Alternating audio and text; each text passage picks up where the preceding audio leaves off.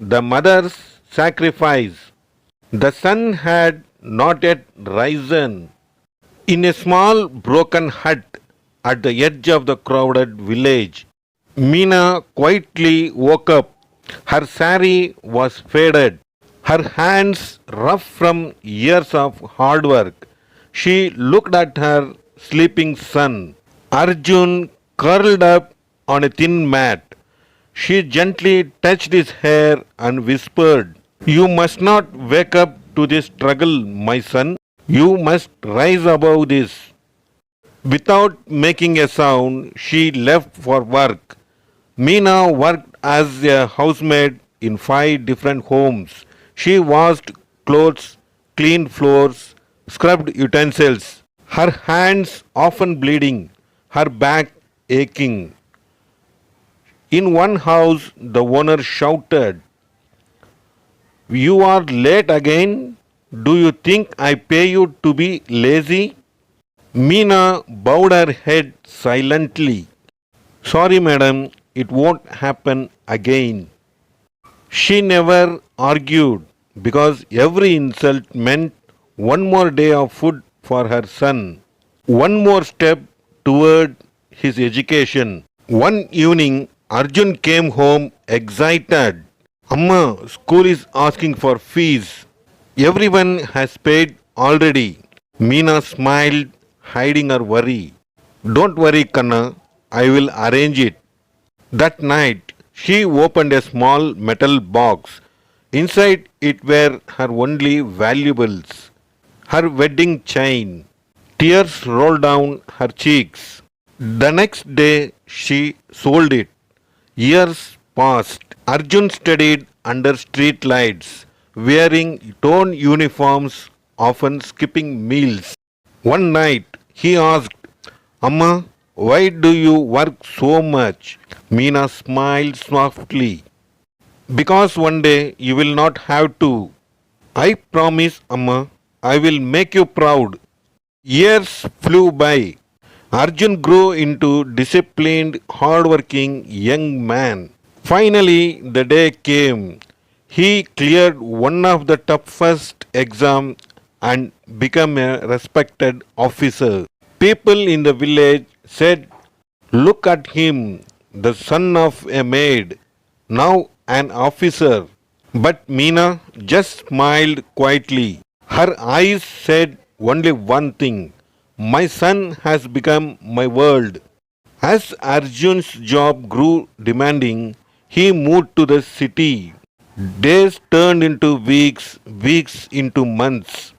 Phone calls became shorter, visits became rare. Meena would sit outside her hut every evening, waiting. Neighbors would ask, "Doesn't your son visit anymore?" She would smile and say, "He is busy, doing great things." But her eyes told a different story. One day, a car entered the village. People gathered in curiosity. Arjun stepped out, well dressed, confident. The villagers cheered. He walked straight to his mother. "Amma, I have a surprise for you." He held her hand and took her to the nearby land.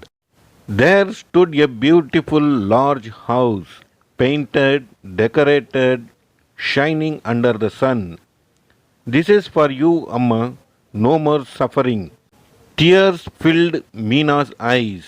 She touched the walls, the doors, the windows. For the first time in her life, she stepped into a house built just for her. That night they sat together. Meena said softly, "I don't need this house, son. I only needed you." Arjun smiled. "I did this for you, Amma. You deserve everything." But something in his voice felt distant. The next morning, Arjun received a phone call. He stepped outside. His tone changed. "Yes, sir, I understand. I will move abroad immediately." Meena overheard part of it. Her heart trembled. That evening, Arjun sat beside her. Amma, I have to leave. I've got a position abroad. It's a big opportunity. Meena smiled weakly. When will you come back? He hesitated. I don't know. Silence filled the room. That night, Meena quietly packed a small bag. She looked around the big house. Then she whispered, "This house is too big without my son." The next morning, Arjun woke up to an empty home. Only a letter remained. His hands trembled as he opened it. "My dear son, you gave me a palace, but I only ever wanted your presence. I don't want to become a guest in your life, so I am going back to where I belong, the small hut where your memories live. Don't worry about me. Live your dreams. But remember, success is not measured by how big your house is. It is measured by how close you are to the people who built your life." Amma. Arjun fell to his knees. Tears streamed down his face. For the first time, he understood. He gave his mother comfort, but taken away her happiness. He rushed back to the old hut. There she was, sitting outside, just like before, waiting, but this time he didn't speak. He simply hugged her tightly and cried like a child. "Amma, I am not going anywhere."